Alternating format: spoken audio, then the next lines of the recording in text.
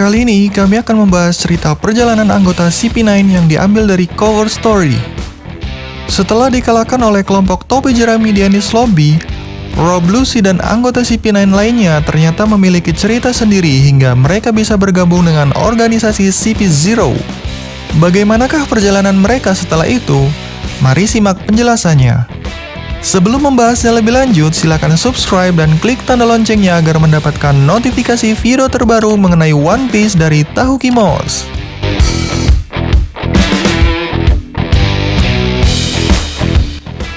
Cerita dimulai dengan penduduk Water 7 yang telah hidup damai. Nenek Kokoro, Simni, Gonbi, dan Yokozuna kembali beraktivitas seperti biasa untuk menjaga stasiun kereta api laut atau biasa disebut dengan Umiresa. Nampaknya, Yokozuna juga tidak lagi menentang kereta api laut.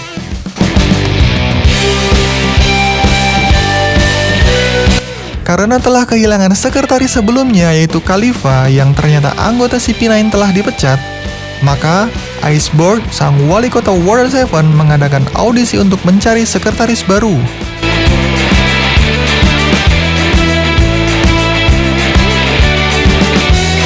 Berikutnya ada Pauli yang ternyata sudah menjadi wali kota Water 7. Dia sedang dikejar-kejar oleh fansnya dan juga para rentenir lantaran dia sering berhutang untuk berjudi lalu tidak mampu untuk membayarnya.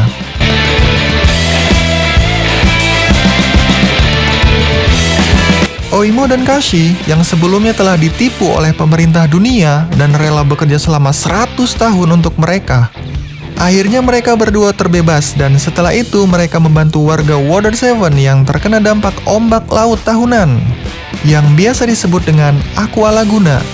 Lalu Oimo dan Kashi berpamitan untuk kembali menuju Elbaf.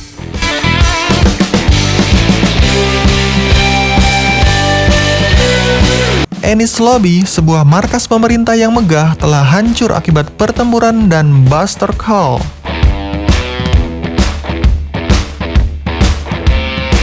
Blueno, anggota CP9 yang pertama kali dikalahkan oleh Luffy, segera sadar dan menyelamatkan Lucy dengan kemampuan Doa-Doa Nomi miliknya.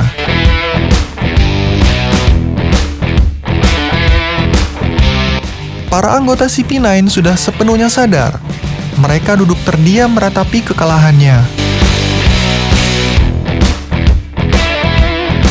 Ternyata, kekalahan mereka serta kehancuran Enies Lobby harus dipertanggungjawabkan. Mereka menjadi incaran pemerintah dunia. Mereka lalu meninggalkan Enies Lobby dan menyeberangi pulau dengan berjalan di atas rel kereta api laut. Nampaknya, Lucy masih belum sadarkan diri pada saat itu.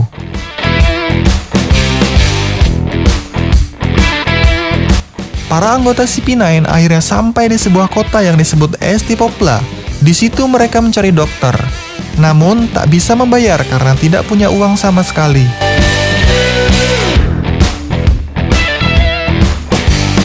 Demi menyelamatkan Lucy dan membayar biaya pengobatannya, Kumadori melakukan atraksi untuk mengumpulkan uang.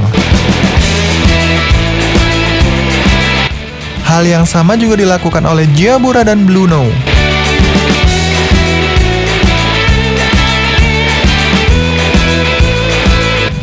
Lalu, Kaku yang bisa menjadi jerapah juga mencari uang dengan membuka wahana peluncuran untuk anak-anak.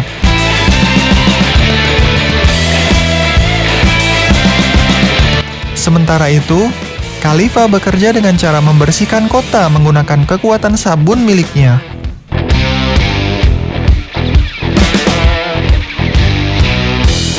Berkat kerja keras mereka, akhirnya uang pun terkumpul dan Lucy dapat diobati.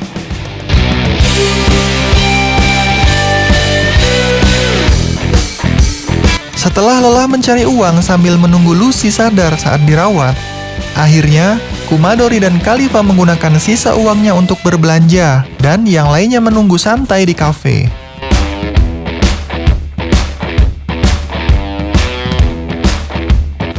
Lucy akhirnya sadar dari tidurnya yang panjang. Setelah sadar, Lucy lalu berterima kasih kepada dokter yang pernah merawat dan menyembuhkannya. Saat mereka sedang bersantai sambil bermain bowling, nampaknya sesuatu telah terjadi di luar. Ternyata, ada bajak laut yang datang menghampiri kota. Mereka adalah bajak laut Candy yang melakukan penjarahan kepada warga kota Estipopla. Dengan sekali tendang, bajak laut itu pun berhasil dihabisi oleh Lucy dan kawan-kawan.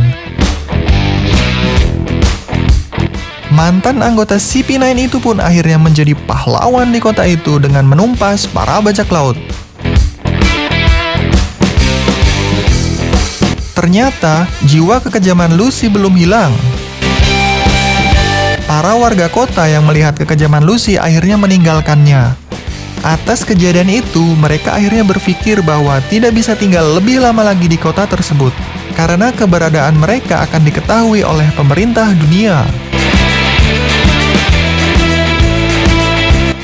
Sebelum mereka pergi meninggalkan kota, ada seseorang anak yang memberikan bunga sebagai tanda terima kasih kepada mereka. CP9 akhirnya meninggalkan kota Estipopla dengan kapal bajak laut Candy yang telah dikalahkannya tadi.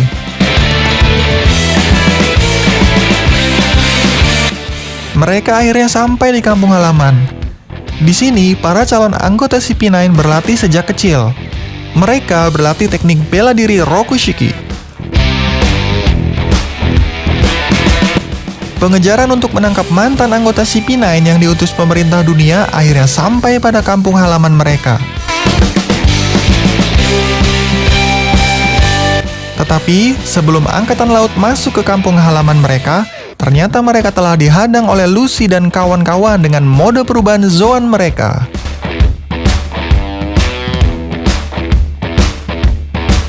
Di tempat yang berbeda, Spandam yang masih terluka parah ditelepon oleh Lucy. Lalu Lucy menyampaikan, "Tidak usah repot-repot mengirimkan pasukan untuk menangkap kami. Kami akan kembali." Nampaknya Spandam dan ayahnya sedang menyusun rencana untuk anggota CP9 jika nanti mereka kembali.